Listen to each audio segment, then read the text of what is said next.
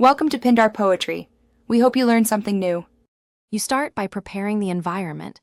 Run Fiddler Classic as administrator so it can bind to ports and install certificates. Once done, enable HTTPS decryption and trust the Fiddler root certificate so encrypted traffic is visible. Next, confirm the listening port is 8888 and turn on capture. You must point the client device to the machine proxy if not local. Use the IP 8888 setting. This gets live sessions flowing. Make sure traffic appears in the sessions list before continuing. Once sessions populate, narrow the noise. Apply filters for host names, HTTP methods, or status codes so you see only relevant calls. Open a session and inspect the request and response panels.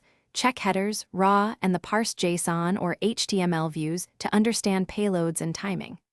To alter behavior, enable breakpoints to pause requests or responses, or create auto-responder rules to serve modified content. This lets you test fixes, simulate errors, or validate client handling without changing server code. Finish by saving a SAZ archive for documentation or team review, then run timeline and statistics to quantify latency, payload sizes, and request distribution. Export selected sessions or copy CURL to reproduce issues. If traffic stops or never appears, check common failures. Ensure the OS firewall allows Fiddler, confirm system proxy, or device proxy points to IP 8888 and reinstall the Fiddler root certificate for the client. If HTTPS